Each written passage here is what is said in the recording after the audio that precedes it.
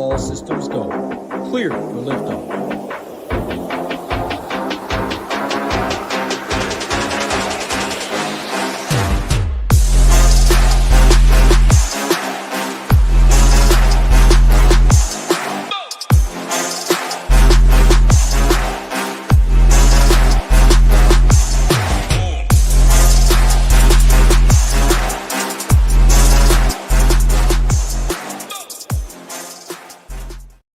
What is up, SHIPIT Nation?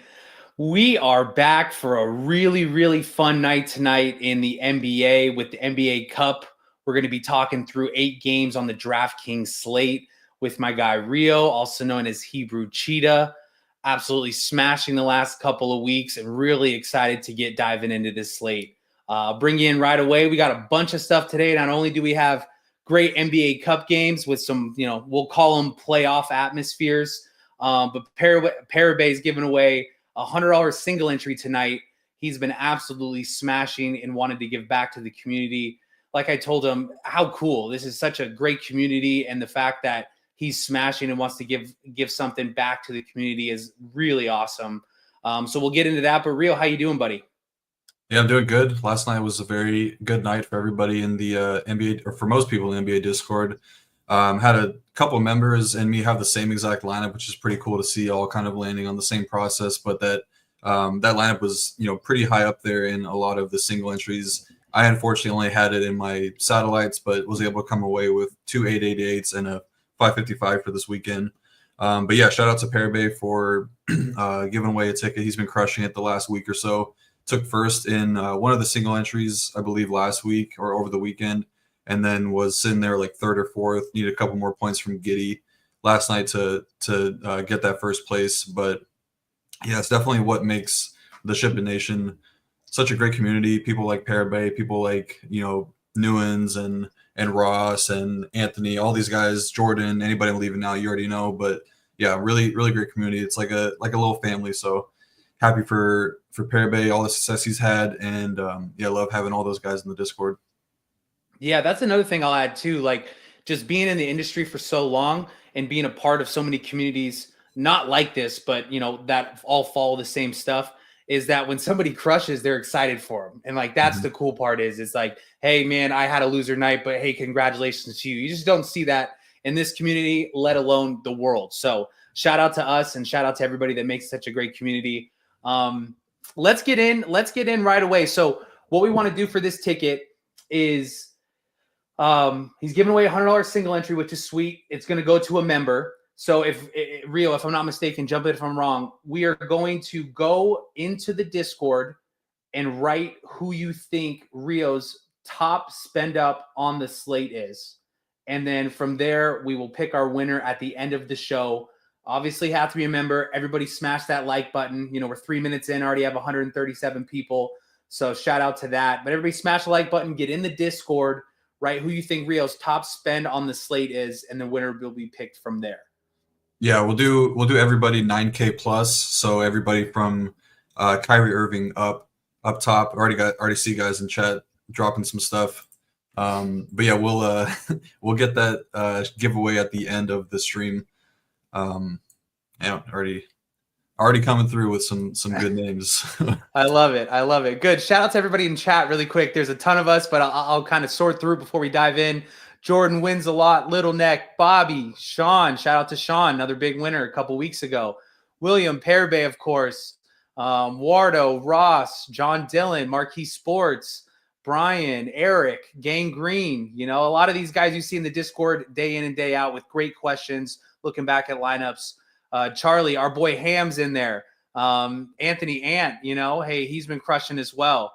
Richard, Rami Face, if I miss somebody, I apologize. There's a lot of comments already. Before we dive in, guys, real quick, you guys have seen it a lot, but it's going to be going away soon. Black Friday deal. Everybody get on that, man. Shout out to winners last night in football. D-Gen and Big Marley, they crushed last night, had another huge night in NFL. It's every sport. It's not just NBA. So like we said, it's a great community. Get in while it's cheap, because a lot of these deals don't last very long. I don't know if we'll have another one before the end of the year. But hey, let's dive in, man. Let's get the right overlay. Come on, we're getting there. Let's dive in. So before we dive into the slate, There's a couple of games. I'll rattle through what I have, and then you, obviously, Rio, chime in with whatever I missed. But it looks like tonight for NBA Cup, advancements and purposes, it's going to be the winner of Milwaukee and Detroit is going to take the group. Additionally, for the Magic and Knicks, the winner of that's going to take the group. And then Phoenix beats San Antonio. OKC takes the group, and Phoenix fights for the wild card for point differential. San Antonio beats Phoenix. San Antonio takes the group, and OKC fights for point differential. And you can speak on the Mavs. We spoke about that pre-show, but I'm not necessarily certain about what the exact outcome is there. Yeah, they need a lot of things to go right if they want to win the wild card spot there. They would need OKC and Portland to lose. OKC is favored by double digits against the Jazz, so they're probably not losing. They would also need to they need a lot of things to go right. So they're kind of a long shot bet, but kind of same thing for Memphis. Memphis has a shot to win the wild card. They would need OKC to lose, Portland to lose, and Denver to lose. So I don't think that game has too much importance. I think that they're obviously going to be playing to win, but I don't think that either team cares too much in terms of the NBA Cup. It's mainly the younger teams like a Detroit, even Milwaukee. They've kind of talked about this game kind of meaning a lot to them. And then the Orlando and New York Knicks game, I think, is the one that is probably the next most important, along with that Spurs and Phoenix game. I think much more so for the Spurs side. But yeah, you broke it down pretty good. There's like 3 clear games that are the biggest in terms of the NBA Cup, and then we'll definitely go through and break it down as we go through the games. Still some pretty solid game environments though in some other games, so not like a all-in type scenario on just those 3 games, but I do think that we'll get some playoff-like rotations from these teams. Yeah, no, it's super interesting because you name off these teams like we did: Bucks, Pistons, Magic, Knicks, Thunder, Mavs, Spurs, and Suns. Obviously, they all have implications if they win, but we got some crazy totals in here. I mean, a 234 with the big spread, that's 220, 224, 238 in a game that has no impact. So I'm excited to dive in and kind of get your thoughts on this. Diving in, first game, Philly at Charlotte. Philly's favored by 4.5 and a 210.5 total. Like we said, this game has no impact on the cup, but diving into some of these injuries, looks like Lowry's going to be back. He's probable. Embiid and Drummond are both out. Reggie Jackson probable. Caleb Martin probable. And then for the Charlotte side, Bridges is out. Obviously, Grant's out. Jeffries is out. Or I'm sorry, Jeffries is questionable, but Ball and Mann are out. What are we thinking here in a game that has no impact with an ugly total? Yeah, this is definitely not a big game for either side, but I think that in terms of the outlook of the season for the Sixers, it is a pretty big game just because this is a winnable game, even if it's on the road against a Charlotte team without LaMelo. Still not favored by a lot, which is, that's rough to see from Philly, who have all this star power. But they definitely need to start racking up some wins to kind of get their season back on track. If they want any chance to be a playoff contending team, they got to win these games as long as Joel Embiid is sidelined. So I think this is a game they definitely want.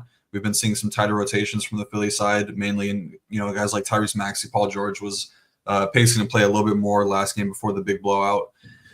But yeah, mainly in this game, I think I just want to look to some of the values because kind of just like a broad slate overview as well. The value on the slate is really, really tough. Like I could see people kind of gravitating towards a mid-tier build a lot. And yeah, there's very few guys sub 5K that are playable values as of now. I don't think that there's a lot of injury news that could change that much, but yeah, I would say the best value on the slate right now is in this game, and that's Vasilije Micic. He, he's a guy that filled in a lot last year for LaMelo, played 31 and 34 minutes in the last 2 games, 23 and 36.5 DK points. Does a little bit of everything, so I think that he's probably going to be the best value on the slate tonight, somebody that I'm looking to just kind of take my guaranteed 20-plus points or whatever, because I don't think that there's going to be a ton of guys sub 5K that give us that. There may be some more that we can try to pinpoint throughout the slate, but he looks like the safest one down there right now. And then up top on the Hornets side, I do think Brandon Miller is in a pretty solid spot here. I mean, he's taking all the shots right now with no LaMelo, with no Bridges, coming off a game where he attempted 30 shots in 39 minutes, put up 32, 8, and 4, 56 DK points. the bigs being back definitely takes a little bit of upside off of him, with Mark Williams being questionable and Nick Richards back. Both those guys very solid rebounders, so definitely takes a little bit of rebounding upside off for him. But he's the focal point on offense. Sees a very high usage rate increase, 9% with ball out this season. So I think that he's a very strong option at 8K. I do think that you could get away from it just because it's a very low-scoring game environment. And sorry, there's some other games later with comparable price tags that mean a lot more. So I could see you getting away from Brandon Miller at 40+% owned tonight. Salon is another guy that I'm totally fine getting away from just because the bottom can fall out very quickly for him if he's not getting any sort of offense going. And we saw it against Atlanta last game, played 22 minutes, 6.25 DK points, and then other games before that was playing 30+. Definitely think adding those bigs back into the mix is a very negative impact for a guy like Salon, who probably needs rebounds to get there in terms of fantasy points. So I'll be looking to get away from Salon, and I could see myself getting away from Brandon Miller tonight as well. Definitely like Micic on that side. On the Sixers side, I think Maxey is a very, very solid play at 8.2K. Just looks way too cheap right now for the role that he's had with Jared McCain shifting back to the bench role. They're buying into Maxey being that lead guard. They tried out the McCain Maxey minutes. It didn't work out too well. Just too undersized, not enough defense out there. So shifting Kelly Oubre back to the starting lineup definitely helps out Maxey a lot. 30.5% usage rate, 24.5% assist percentage, and over 7 minutes of touch time this season, all leading numbers for the Sixers. And with Embiid and Drummond off the court this season, very solid 1.3 point per minute producer. Should see upwards of 36 plus minutes in a close matchup. So I think Maxey is a very solid play. And only other guy I'm really looking to on the Sixers side would be Paul George, 7.5K. He was pacing for like 32, 34 minutes in the last game against Detroit before the game got out of hand. Was still very solid in a short amount of minutes. Only played 26, put up 11, 8, and 5, just under 30 DK points. He got talked up a lot, and I think that the minutes are going to start to climb up a little bit more. They need these wins, so I could see like 34 regulation minutes tonight. And he did a little bit of everything. I think he's going to take on a little bit more ball handling, probably stagger him away from Maxey a little bit in the second unit to get the ball in his hands a little bit more.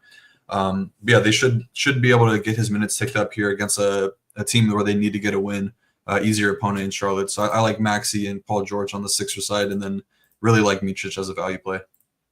Yeah, no, I love it. And just a quick note on Paul George. I mean, I almost wrote in the Discord there tonight. He is so frustrating to watch when you're not rostering him and you have other pieces, because it doesn't feel like he ever passes the ball. But no, I love it. Are you on train with obviously Max 1, Maxey, and Paul George, correct? Yeah, I'd be cool with that tonight on this big of a slate. I don't want to invest too much in this early game that has really no NBA Cup importance. Absolutely. And then a couple more questions. Like you said, you do such a good job breaking it down and try and give you a couple questions that somebody might have out there. McCain off the bench at 68. Sounds like you're staying away from him, as well as Yabu if he finds a starting lineup at 57. Yeah, I mean, McCain definitely I'm staying away from. I just think that it's going to be tough for him to kind of hit ceilings with Maxey back in there. They're very invested in Maxey, long term with that big contract that he got in the offseason. But obviously McCain, first round pick, definitely has a lot of juice. But I just think this is a little bit too expensive for him coming off the bench. He's not really proven to be like a Malik Monk or somebody like that off the bench that can just flame throw yet. But we need the price to come down a lot more before we start playing Jared McCain. I just don't. Yabu's just a little bit too expensive for me. I don't know. There's a lot of ways they can go in the front court. We saw Adam Bona get in there a lot last game. KJ Martin, they can go a little bit more small ball. He played really well last game. Adding Caleb Martin back in there too kind of takes a little bit of upside away from Yabu. So I'm not really looking to get to too much here. It would mainly just be like a last man in type situation because the value is really bad. Yeah, wonderful. Couldn't agree more. Good. Let's get out another game that doesn't matter to the NBA Cup in Wizards at Cavs. 16-point favorites for the Cavaliers and a 234 total. Kuz is out. Ty Jerome, a Discord favorite, is questionable. Our guy Dean Wade is questionable as well, with Strus out. Like I said, no impact on the Cup tonight. What are we thinking here with a possible blowout? Yeah, I could see this game getting out of hands pretty quickly here. Washington just so bad. They were able to hang around with the Bucks the other night, but I don't see them hanging around with the Wizards or with the Cavs tonight. Their Cavs are top 11 in defense, second best offense, going up against the dead last defensive rating team, dead last in offense are the Wizards as well. Do think there are some decent value plays in this game, though, even from this game, being a blowout. But the Cavs, they do give up a little bit of 3-pointers, so there's a little bit of interest in Jordan Poole. I would say that if I were to play Poole, I'd probably want a Cavs piece on the other side because I just don't. The Wizards have been very willing to get away from these veterans when the game gets out of hand. They're going to keep Koulibaly out there, so I think that he's pretty safe. But they'll throw out Carrington, they'll throw out Keyshawn George, they'll put in like Jared Butler, Johnny Davis, Patrick Baldwin. They have bodies out there that they will take away some minutes from Jordan Poole and Brogdon, Jovel, all these guys if the game is not within reach. So I do think that I'm going to be setting a rule. If I have Jordan Poole, I want one of the main 4 Cavs guys from Mitchell down to Jared Allen. But yeah, not something I'm super excited about at the 7K price tag. We need to get the Sean Sullivan stamp of approval on Poole before playing him. Right there, right on cue. Right on cue. No Poole. All right, there we go. There we go. All right, out of everybody's pool. So I love it. X amount. Kind of same thing for Brogdon too. I'm not really buying into that big game. He's just a random spike in rebounding. I mean, his rebounds can come and go at a moment's notice. Played 30 minutes last game in a close game versus Milwaukee. That was one of the better matchups for guards. So I'm okay getting away from Malcolm Brogdon at nearly 6K. I would say the only one that I have interest in on the Wizards side is Jovel because he's likely to get the start again. Just a point per minute monster. Obviously, a really tough matchup, but 1.67 fantasy points per minute this season is Jovel. Got up to 30 minutes last game in a very similar matchup stylistically. The Bucks are one of the top rim defenses, but do give up more 3-pointers. So he's got a lot of ways that he can get there just with the rebounds. He even added some more assists. They're running a little bit of offense through him. I think that in single entry, you're probably playing him, but I do think that in 20 max, 150 max, there are ways to get away from him because I do think there are ways that he fails this price tag. Definitely would be max 1 Sar and Jovel. That's pretty much it on the Washington side. On the Cleveland side, I have the most interest in the bigs just because Washington gives up a ton of points in the interior. Their offensive rebounding numbers have been really bad, so I could see Evan Mobley or Jared Allen putting up a pretty big rebounding game. The scoring inside is going to come with ease. I do side with Evan Mobley. Just think that he's got the higher ceiling from a pure upside standpoint. Played really well over the weekend, 46.5 and 60.5 DK points versus Atlanta. Very similar matchup there. So I like Mobley here a good bit. I would be max 1 Mobley and Allen, max 1 Mitchell and Garland too. But I think Karis LeVert also should make the player pool as a value, especially if Ty Jerome were to miss. Ty Jerome's been taking on a lot of usage in that second unit. But LeVert made his return to the lineup 2 games ago, played 20 minutes and then 23 minutes against Boston. This should be a good spot where they just let him kind of run a little bit, take away some minutes from Donovan Mitchell, who's been playing a lot more minutes as of late. So I like Karis LeVert a good bit as a value play. That's pretty much it. Just not a super appealing game environment. Yeah, no, I love the LeVert call there at the end. And like I said, we don't have ownerships posted yet. But I will go on record and say Jovel will obviously be higher owned as well as Jordan Poole. I think people, see his price tag and know his upside and want to target him, even though it's an 8-game slate that doesn't mean anything. Shout out to Takedown. We're busted, Rio.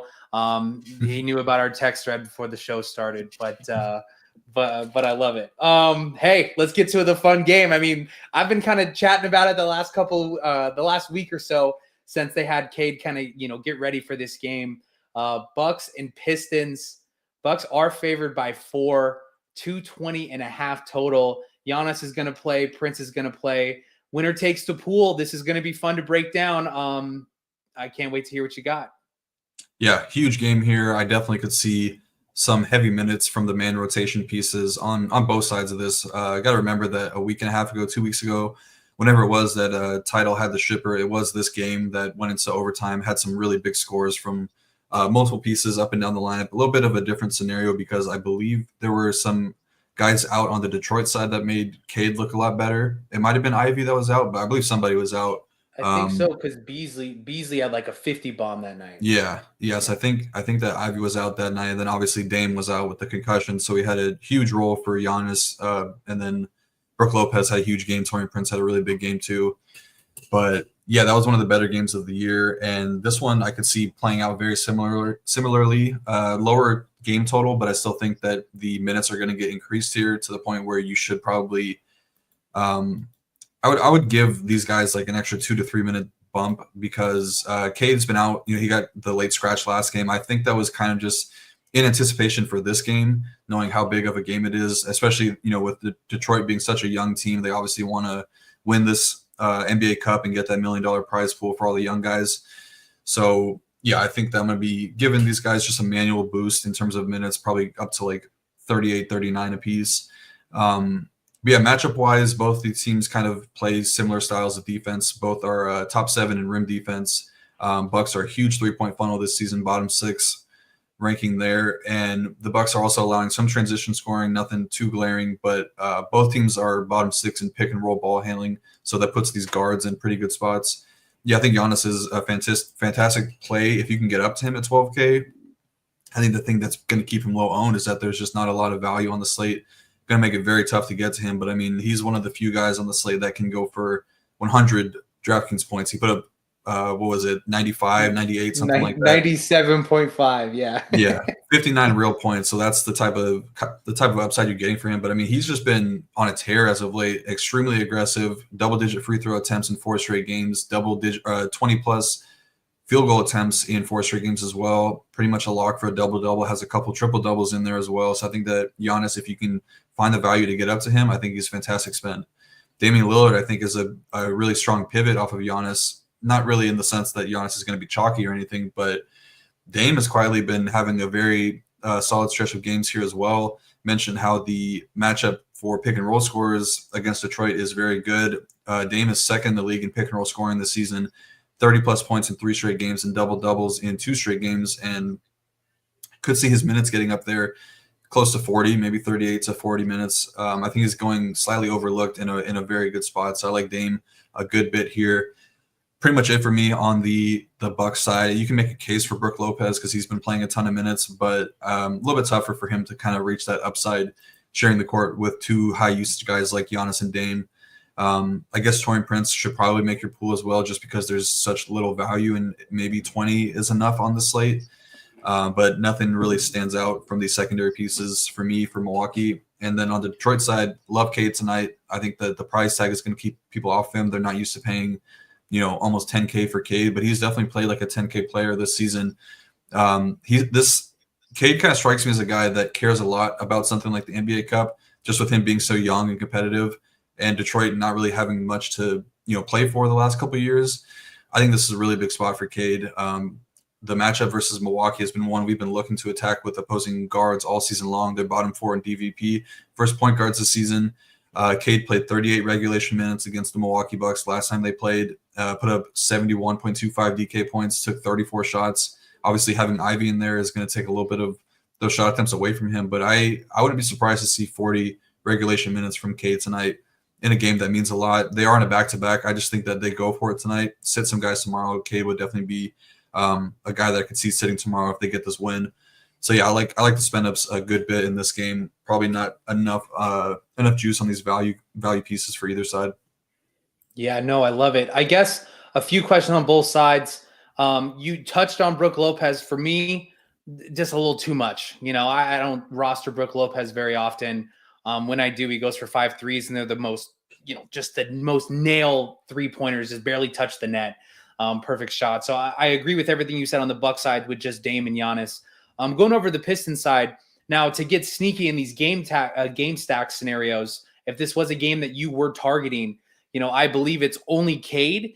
Could you see a little sneaky Beasley off the bench at 61 kind of come in, take some shots? Because in my belief, I don't know how deep they go. Obviously, Beef Stew is going to get some run as well as Beasley, and then maybe Holland for a little bit. Fontesio's been playing well, but I think they run a shorter rotation tonight. And if that's the case, obviously 6-1's a lot, but would he be in your player pool kind of as a sneaky low-owned option? Yeah, I think so. You're going to need to bump up his projection a good bit to get him in any lineups, but I do agree with you that this probably becomes a 8-man rotation. I don't think that Holland's going to play much tonight, if at all. I don't think Paul Reed's getting in there. Maybe Asar gets cut down a little bit, but definitely Fontecchio. He kind of got there in blowout last game. Definitely more of a blowout type of player. But yeah, I could see Beasley taking those Tim Hardaway Jr. minutes because Tim Hardaway Jr. has just been awful this season. I mean, he literally put up 0 fantasy points against Philly last game. He was like 10% owned that night too, which is crazy. I was looking at it, I'm like, geez, 10% of the field is dead. Yeah, and I'm kind of surprised that they haven't started Beasley over Tim Hardaway, but he's been great off the bench, and I think that 30 is definitely in place. So yeah, I agree with you that I think that Beasley is kind of a sneaky option this game. I just wish that his price was a little bit cheaper, like maybe 5.5K, because yeah, we're gonna need every single dollar tonight. Absolutely. Well, go from one game, winner takes the pod, to the next game, winner takes the pod. Before we do that, you guys remember we're doing, Parabay's giving away $100 single entry. If you have not gone into the Discord yet and given who you think Rio's top spend up of the night is, go in there and do it now. We're almost about halfway through the slate. Click the like button, go in there, let it go. Magic at Knicks 4.5 point favorites, 214.5 total. Classic joke. Seems like it's 2008 again. This would be a game in 2008 you like to target at 214. Not so much as a total we want to look at on a big slate, but what are we thinking here? Usual suspects are out. Gary Harris is out, so not much injury madness going on in this game. Yeah, this game is kind of tough for me to pinpoint what I want to do with, because I do think that this is a huge game, obviously, for both teams in terms of the NBA Cup. More so the Knicks, because Orlando seems like they're pretty locked in to move forward even with a loss here. I just didn't even see this now, but the Knicks favored by almost 6 points kind of tells me that Orlando probably doesn't push their guys up as much as I thought they were going to. But yeah, I could see it's tough because both teams are really good defensively. Obviously, the Orlando is like one of the best teams in the league all around, but they're top 3 defensive rated team right now. Knicks are in the bottom 9, but they've had some games that have kind of skewed things both ways. They played pretty good against the Pelicans over the weekend. Obviously, easier matchup, but they're still a pretty solid defense. Both these teams are very good on the interior. Orlando is top 4 rim defense. The Knicks are top 8, but the Knicks are much bigger of a 3-point funnel this season. Bottom 8 in 3-pointers allowed per game. Magic really don't have much weaknesses outside of their pick and roll defense, where they're bottom 8. Knicks are second worst in pick and roll defense. I think there's some clear mismatches there. Franz has been amazing since Paulo's been sidelined, averaging 47.3 DK points per game. Sees a pretty big usage rate increase, assists, rebounding, all that stuff gets increased. Very tough matchup here going up against OG Anunoby, but he's got a lot of ways to get there. I had a lot more interest in him before I saw the spread is what it is, but he's probably still playing 37 minutes. I just don't think that 40 is in play because they're pretty locked into the wild card. I mean, definitely a win matters because you get home court advantage, but if the game is slightly out of hand, I don't think they're going to push them too much. Jalen Suggs been kind of bad since returning from the hamstring injury in terms of shooting the ball. Had a good game against Chicago, but 2 for 6 from deep against Brooklyn, 1 for 3 the other game. Just hasn't really done too much. The assist numbers look pretty solid. It is a good matchup against these guards on the Knicks, with them being towards the bottom of the league in pick and roll defense. So I don't mind him if in like a sneaky game stack. 6.4K price tag is pretty good. He was kind of up in like the mid 7Ks not too long ago and paying off in a big way. So I think that he's a decent option. And then I like Goga and Wendell Carter here a little bit. Goga have been playing really good over the weekend. Last 3 games had some massive DK scoring outputs, but really easy matchups. Went up against the Nets twice and Chicago the other time, 2 very weak rim defenses. Both all the size that the Knicks have. Obviously, Karl-Anthony Towns, they're going to need him out there for a good amount of minutes. So I think Goga makes some good sense as a value play tonight at just 5.3K. And then same for Wendell Carter Jr. It seems like he's pretty much a full go now. Got up to 28 minutes last game, returned from the injury 3 games ago, played 18, 26, and then 28. He's been solid, very efficient shooting the ball. 5 for 5 last game, 4 for 5 the game before that, 2 for 5 the game before that, getting right around 7 rebounds a game. So I think that he's a pretty solid option at a power forward position we're usually looking to spend down at. So I like those guys a decent bit here on the Orlando side. Also think that KCP is a pretty viable option at 4.3K. He's shot the ball extremely well over the last 3 games. 14 for 24 from deep from the last 3 games, put up no less than 25.25 DK points in each of the last 3 games. And yeah, I think that on a slate like tonight, 25 would be very good. I'd be happy if we got 25 from KCP tonight. So I like him a lot. Very good matchup against the Knicks that allowing a ton of 3-pointers right now. And then the Knicks side, I think that Cat and Towns are the obvious spend-ups. Cat just been a usage monster for this team, the true alpha on the Knicks right now, averaging 51 DK points per game, 27.5% usage rate, clear upside for 60-plus DK points. Obviously, this is probably the toughest matchup he's had to date, but on the season, 1.32 point per minute player, and a game that the Knicks need to win in order to move on. So Cat's been kind of in like that 33, 34-minute range. I think we get to like 38, 39 from him in a close game, and that would make him a very, very strong spend up at the center position. He usually doesn't get too much ownership, and he just crushes every time. Jalen Brunson, I like the matchup for him a little bit. Obviously, Suggs a very solid defender, but the really only area of weakness I mentioned at the top of this game was the pick and roll defense for the Magic, and Brunson's been playing a lot better lately. He's 4th in the league in pick and roll scoring. Turned it up as a scorer as of late, 30-plus real points in 3 of his last 6 games, but can also facilitate when he needs to. 17 assists against the Denver Nuggets, a couple double-digit assist games in there. So it seems like he's kind of getting back into form like we saw last year and, fitting in a lot more with Cat. Another guy that I could see getting up to 38 minutes here. I don't think we see 40 from Brunson. They've been kind of a little bit more cautious with their star, and they do have a little bit more depth at the guard position, if anywhere. Got Miles McBride and Campaign who are playing really well this season, so don't really need to push him too much, but I do like the matchup for Brunson here a bit. Josh Hart, I think that he is a pretty solid bet for 40-plus minutes tonight. We've seen him routinely get up above 40 minutes in games that mean nothing. I mean, he played 42 against Dallas. That's a Western Conference team. Just does a little bit of everything, and he's kind of the guy that can get you a triple-double out of nowhere. You'd be very happy if he got you a double-double for sure at 6.7K. Price starting to come down a little bit, but I think, I'm going to give him a couple extra minutes tonight in a very important game. Same for OG and Mikal Bridges. OG has kind of come crashing down to earth after those career nights against Denver and Utah out west, but he shot 0 for 15 since those last 3 games, or last 2 games from 3-point range. So, tough look for OG. I'm probably going to get away from him. I think that I would side with Mikal Bridges, but a lot of ways that things could go wrong for Mikal. He's been kind of losing minutes to those backup guards, mainly McBride and Campaign. But he did get it going last game, 7 or 12 from deep. But he's just not shooting the ball all that great. Very, very streaky this season, so very tough to get to. I think I like Hart the most out of the secondary pieces for the Knicks, and then I like Cat and Brunson pretty equally. I think they're both pretty solid spend-ups tonight.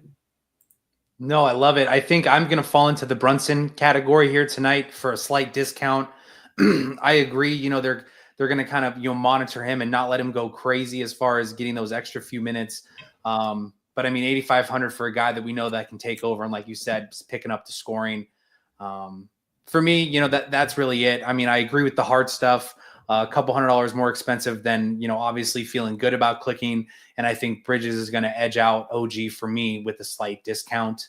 From the Magic side, shout out to KCP getting a shout out on the show. But it's just Franz. And like I said, I agree with everything that you're saying. I don't want to get too exposed to this game. Obviously it means something. But in some of these matchups, we could see, a real low scoring total and kind of be stuck with 7 other games that seem interesting. Before I move on, I saw it in here. Shout out. Marley's in the chat. Shout out to Marley. I believe it's a second takedown of NFL season. I could be wrong. I know we had one to start the season. I might have missed something in between. But shout out to him. Appreciate you tuning into the NBA show.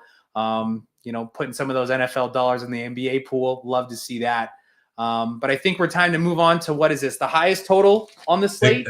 Big MMA card this weekend. Everybody's got to tune into the MMA show on Thursday too. I love it. Shout out to him. I'm not the MMA guy for me personally. I love reading this stuff and kind of, donating some, but never really been close. So that's not my thing. If you can't pronounce half the guys, and I think I make a mistake on fading female fights. Maybe that's just me, but I fade those because I don't see much scoring. But hey, keeping it NBA over here. We're at 380 watching us live. We shout out to you guys. Everybody smash the like button here as we're about halfway through the slate. No impact here for the NBA Cup. Pacers at Raptors. 238 total. Pacers, what is it, up to 3 now? Up to 3 point favorites. Really the same stuff here. I have a questionable tag on Dick and a questionable tag on Nembhard. What are we thinking here? And it's the second highest total on the slate with no impact. Yeah, no NBA Cup impact here, but definitely an appealing game from a fantasy perspective with both teams playing little to no defense this season. Pacers are the sixth worst defensive rated team, with the Raptors just behind them at 8th. Pacers are now playing a lot faster, which is what we've kind of come to expect from them last season. Same style of defense as before. They're a rim funnel defense that don't allow a ton of 3-pointers, although they've been a little bit worse this year with their 3-point defense. The Raptors are pretty much below average in both rim and 3-point defense, but allowing a little bit more transition scoring. Obviously, that's not great against a team like the Pacers that are going to be looking to get out in transition and score. But this game looks really good. I think you can get to multiple pieces on both sides, mainly the guys up top. But I do think there's a little bit of interesting value on the Pacers side. But I'll start with Tyrese Haliburton, coming off of 2 down games. But before that, just shooting lights out, made 4+ 3-pointers in 4 straight games. The role looks, the same as last year for Hallie, leading the team in touch time. Usage looks pretty strong. The assist numbers look strong.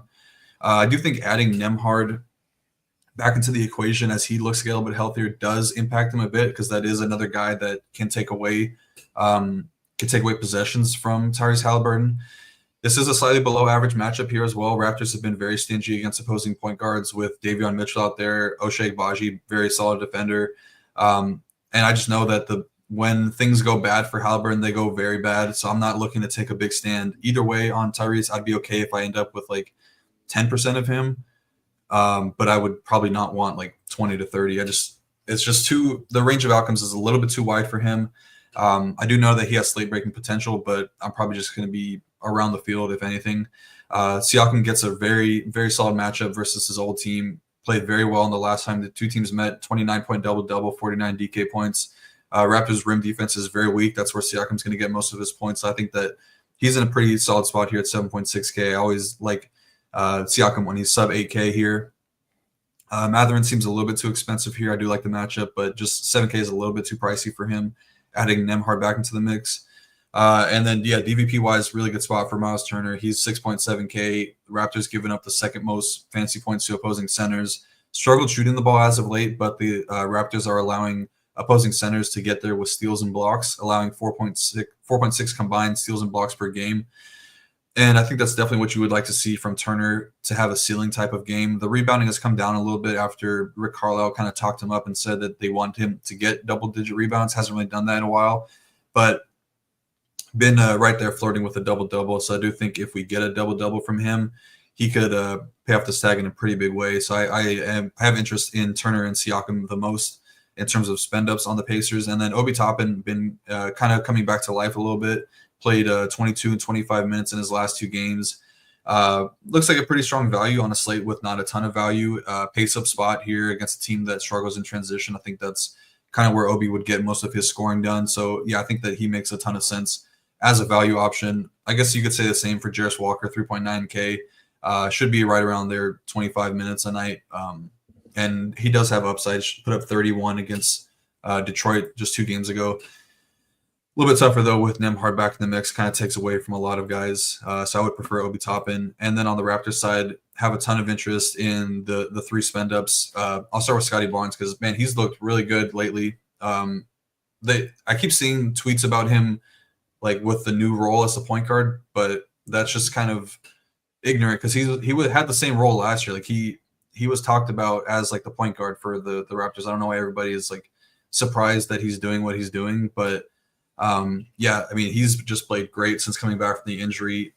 These are his game logs the last 5 games since returning: 23, 10 and 9, 24, 10, 10, 17, 12 and 7, 31, 14 and 7, 18, 7 and 7. Posted a 28.7% usage rate, 33.6% assist percentage, and 14% rebounding rate, which are numbers that are pretty much in line with a guy like Jokic, with a guy like Luka, Giannis, like guys that can get you a triple-double every single night, and we're getting him for 8.3K against the Pacers. Like, I think that he's clearly the best mid-range play on the slate. And yeah, I'll definitely be looking to take a stand on Scotty Barnes. I love the matchup for him.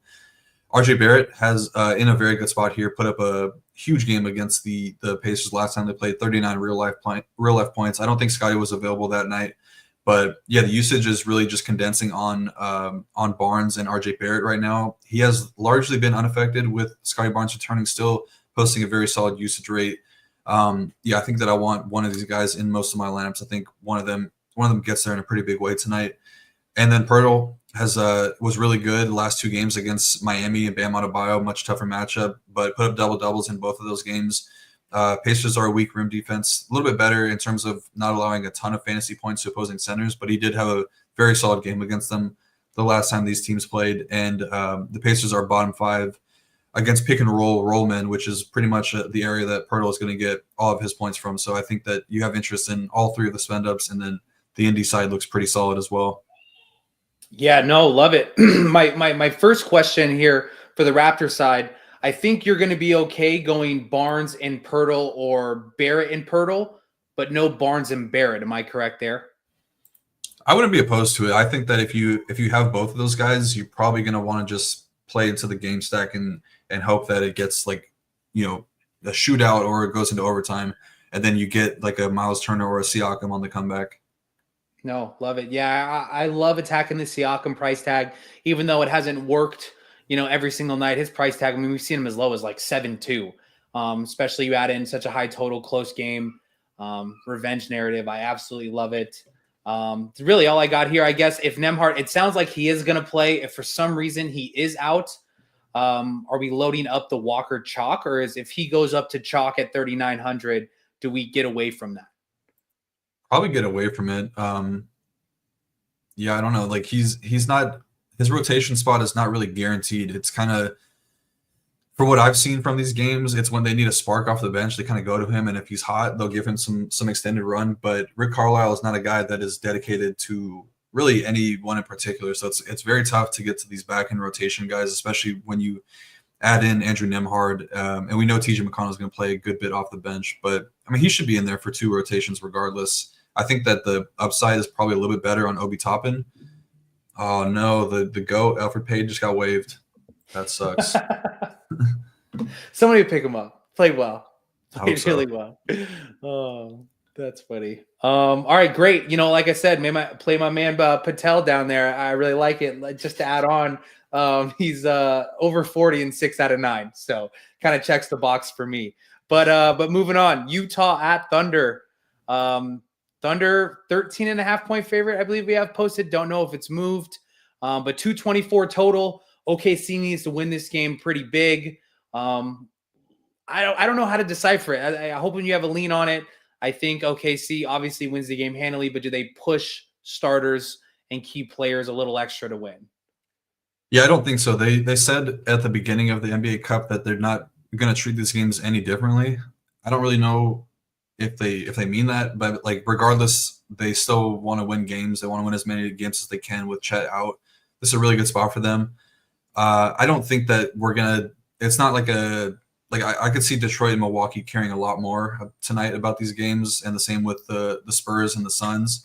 Obviously, a win would go a long way, but I think they need to win by like 25 or 30, which is very much possible going up against the Jazz that are just a train wreck on both sides of the court. So yeah, I don't. In summation, I don't think that they're going to take this game any more seriously than they would any other game. So probably still going to see regular, 36 minutes from Shea, from J-Dub, 32 from Hartenstein.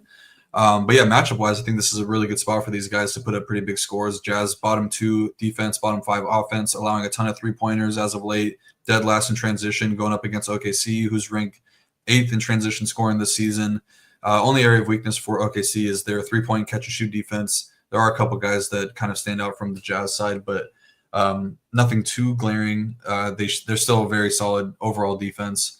But yeah, I'll just break the Jazz pieces down really quick here because it seems pretty easy. I think that if you're getting to like a John Collins or Lauri Markkanen, I would want OKC on the other side. I just don't see either of them doing enough in a blowout type scenario to be viable on the slate. If the game is close, probably both of them getting extended to 36 or so minutes. and OKC would definitely want to win that game. So probably getting a back and forth affair, because I don't think the Jazz are winning a defensive battle. I think it's going to be if both teams are playing well offensively, that's how they stay close. Collins probably my preferred piece of the two. He's just been very solid as a starter this season, averaging just under 41 DK points per game. Laurie does have the matchup that looks a bit better for 3-point shooters. So those are the only two guys up top I'm looking to. I think Sensabaugh is pretty interesting at 3.7K as a value piece on the slate that we need some value. Playing right around 20 minutes a night, attempting 6 or more threes in every game since he's kind of cracked the rotation. He's been impressive as a shooter. He's looked like a very, very solid shooter. He's got a very slow release, but they go down more often than not. So I don't think that he's terrible as a value play. That's pretty much all I'm looking to in this game. I just think that there's a good chance that this game blows out, which would also give Sensabaugh a little bit more run in that fourth quarter if they're down by like 20 or 30 points. I would imagine the blowout lineup is something like Sensabaugh, Isaiah Collier. They've run Keontae George out there sometimes, but it's probably going to be like Johnny Juzang and Drew Eubanks, something like that. Unless Michael Potter is in, then he'd be out there for blowout. But yeah, I like those three pieces. Definitely would want OKC with either John Collins or Laurie, and then I like Sensabaugh as a one-off value play. On the OKC side, yeah, SGA should smash in a big way here. 10.3K looks like a very solid price tag. Been a smash spot for opposing guards all season long. Jazz second worst DVP versus point guards this season. SGA torched the Jazz in every game last season. Scored no less than 54 DK points in 4 straight games. But the one concern I do have is blowout. I don't think they're going to push him out there too much, because I said they don't really care too much about the NBA Cup. But he's still had a pretty solid uptick in usage with Chet out, averaging 1.54 fantasy points per minute. So he's a totally fine spin-up option tonight. Another smash spot for Jalen Williams too as well. Jazz are awful in transition. I think that's where Jalen Williams kind of thrives the most on offense. He does everything really well, but I can definitely see him get going in transition tonight. Jazz have the highest turnover percentage in the league this season. We could see a game where we get like 4 to 5 steals from J-Dub, easy transition scoring, averaging 47 DK points per game without Chet this season, and the Jazz are allowing the third most fantasy points per game to opposing power forwards. So I like J-Dub as a pivot off of Chet, 1,500 cheaper. That could go a long way tonight if we want to build into the mid-tier. Same thing for Isaiah Hartenstein. He's been magnificent since making his debut for OKC 5 games ago, with no less than 38.5 DK points in every game, with upside of 46 plus DK points. Love the matchup for Hartenstein. He can do a little bit of everything. Been a rebounding machine since he's cracked the starting lineup. And the Jazz are allowing third most fantasy points per game to opposing centers. Walker Kessler been a very solid interior defender, but there's a lot of ways that Hartenstein can get there. With the Jazz allowing over 3 blocks per game, we could see a big spike in blocks and steals for a guy like Hartenstein. Yeah, smash spot for all these OKC spend ups. And then as far as these secondary pieces go, I think you're going to want to get to some of these just with it being such a great matchup and little value. I do think Cason Wallace is the best out of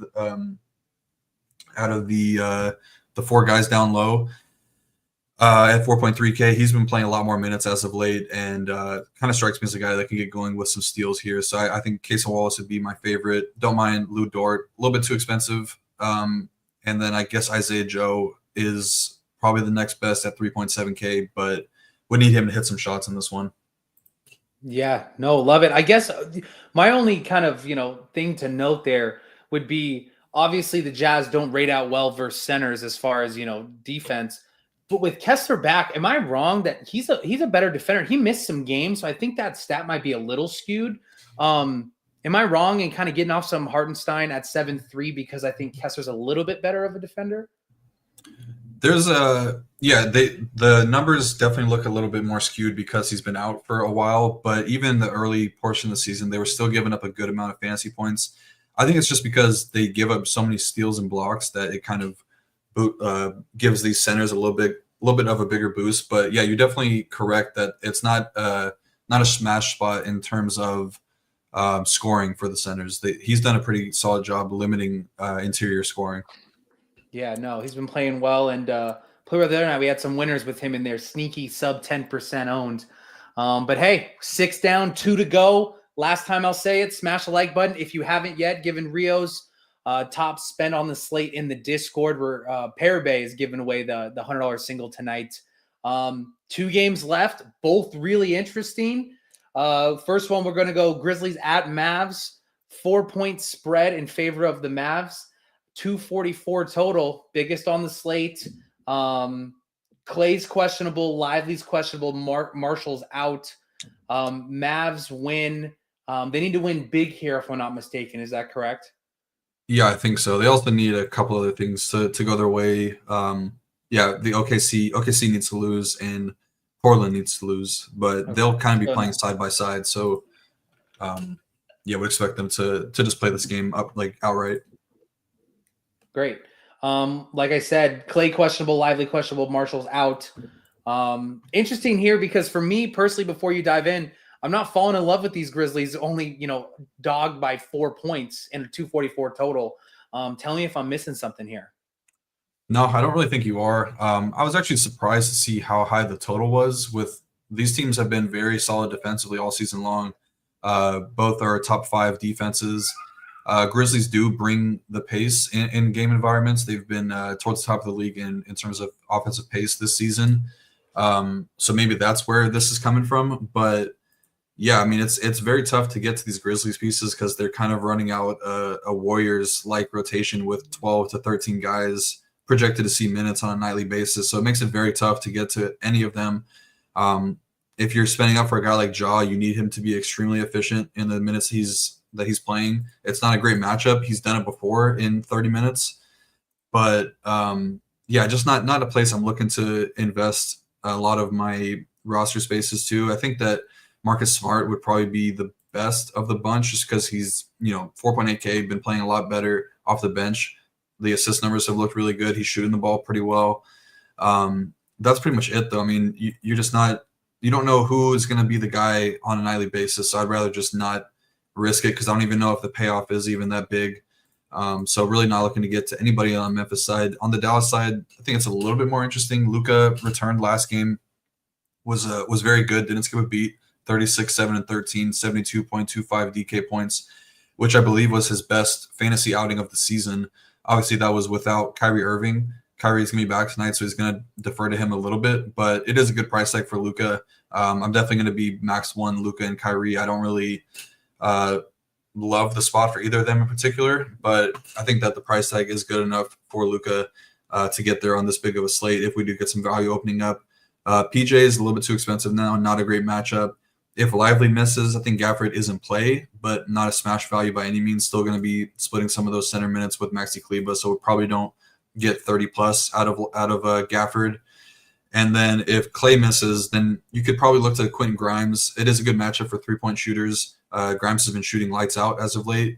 He's made 4+ threes in each of his last 3 games. And if Clay were to miss, probably going to see 36+ minutes from Grimes tonight. Would also make Dinwiddie a little bit more interesting as well if Clay were to miss because they'd be pretty thin at that wing spot. So yeah, not a game I'm looking to get too deep into, but I understand if people did want to. It is a really solid total.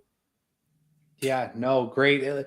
It's not fun for me rostering a JJJ. I just don't know what it is. I feel like every time I roster him, he stands behind the 3-point line and you're like begging for him to score. And then he hits back-to-back threes and you kind of fall back into that trap again. Yeah. Like on the golf course, when you par birdie 17 or 18, they get you to come back no matter what you shot. But no, love it.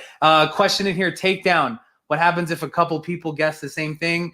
Rio's going to pick his favorite person. So no, I'm kidding. It's completely random.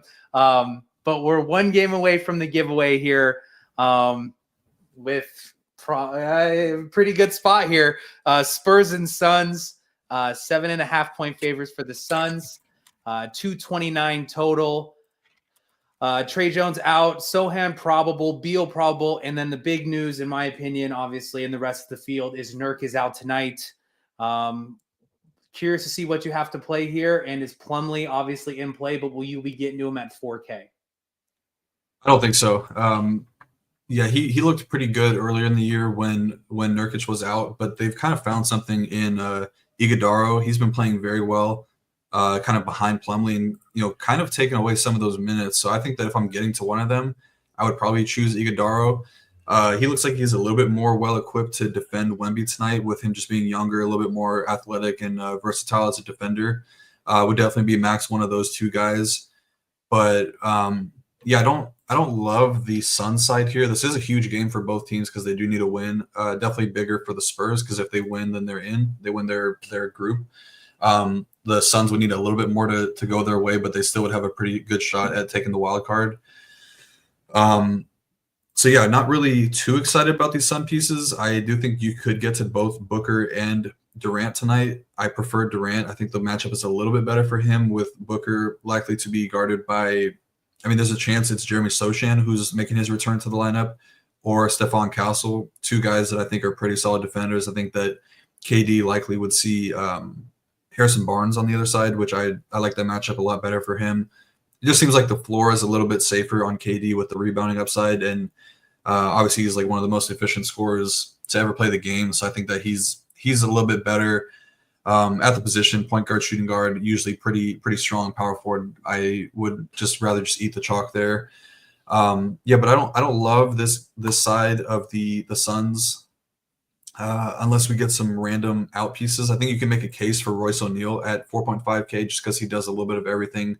Very solid defender. Could kind of he kind of pays off his tag in different ways. Like he could get steals. He's sometimes involved as a passer more. The rebounding has always been pretty solid. And then if he's knocking down the threes, then he's usually a pretty solid value piece. So I don't mind Royce O'Neal. But yeah, nothing too much standing out on the Sun side. On the Spurs side, yeah, I love Wemby tonight at 10.6K.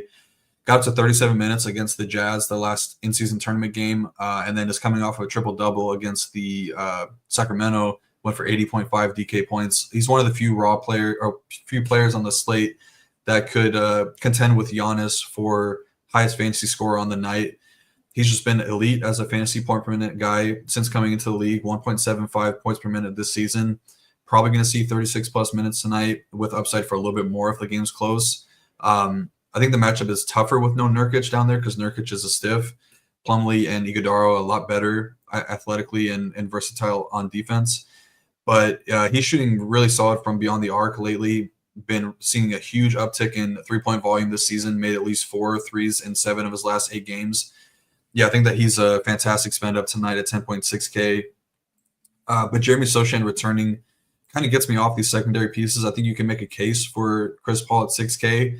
But we did see a little bit of a, I don't know, like an even split in ball handling when Sochan is in there. They try to use him as a point guard last season. Didn't really work out. Also weird that he's only center eligible now. But yeah, a little bit tougher for me to get to Chris Paul. I do like the matchup against the Suns. They've been pretty bad against pick and roll defense. But he's very unlikely to see a big spike in minutes, probably capped out at like 34, but more than likely not, probably in like the 30 to 32 minute range. So I don't really love these secondary pieces. I guess Harrison Barnes is fine too, just because we might need some value on the slate, and he's probably going to play 27 to 30 minutes, but don't love it. Yeah, no, I think, I agree with everything. I think the funny thing is I think Wemby leads the league in like high scoring games that aren't on main slates. Like I feel like it's like always like a Sunday afternoon, some random day where not a lot of people are super dialed in the NBA and he drops like an 80 bomb, 90 bomb, whatever. You heard it here first. Rio's not falling into the Plumlee stuff, which, I love to hear right now. What I see is kind of like high 20s in ownership. We don't have it posted yet, but real quick, if you haven't done it yet, we're about to do it right now. Throw in top play of the slate for Rio in the Discord. $100 single entry from Parabase going to a member. 416 people live. Another great show. We appreciate it. We kept it under an hour, which is great. It'll go a little bit over today. Kind of kill some time here for 30 seconds or a minute before Rio gets the winner out of the Discord. One more time, Black Friday 50. Don't know how we're still running it now that we're way past Black Friday and past Cyber Monday. But everybody jump in if you're not a member yet. Absolutely crushing in all sports. And just the conversations you get to have in the Discord is what makes it great. I mean, in every sport, all throughout the day, all throughout the night, whether it's early morning, chatting football on Tuesday before the first look show, or if it's, Saturday night and none of us are out, at the bars party and we're talking NBA strategy for the up and coming weeks. Great community. Everybody join in. But Rio, your turn to pick the winner. First of all, who was the answer to your favorite spend up tonight? Yeah, the answer was Wemby. Love him tonight. Definitely going to be. I think he's on the winner tonight. But yeah, I agree with what you said about him kind of being on these obscure slates. I remember last year when I got my my live final seat like a week before the live final. It was actually on a Sunday, like a 4 or 5 game slate, where Wemby was was on the winner for me. And then I think when I won the fadeaway last year was also on like a random like Thursday 4 game slate or something like that. So yeah, Wemby is going to be the top spin for me tonight. Great. And then we'll do the giveaway once we get off of here. Great. No problem. You want to do that in the Discord? Yeah, we'll do it in the Discord. Sounds like a plan. You guys, thank you very much again. 400 people live. If you haven't clicked the like button, help us out with the algorithm. But we continue to set records here. Discord's great. Everybody's just in tip-top shape, ready for some takedowns. That's it. Any hot takes before we get going? I say Wemby was the top. I put you on the spot here. Anything crazy you think happening tonight? I think that the Pistons take down the Bucks and Cade puts up a monster game. Damn, you stole it. I'm all over this Pistons tonight. This is going to be a good one. But all right, guys. Right at an hour. Thank you guys very much. Everybody, good luck tonight, and let's ship it. Where's the close?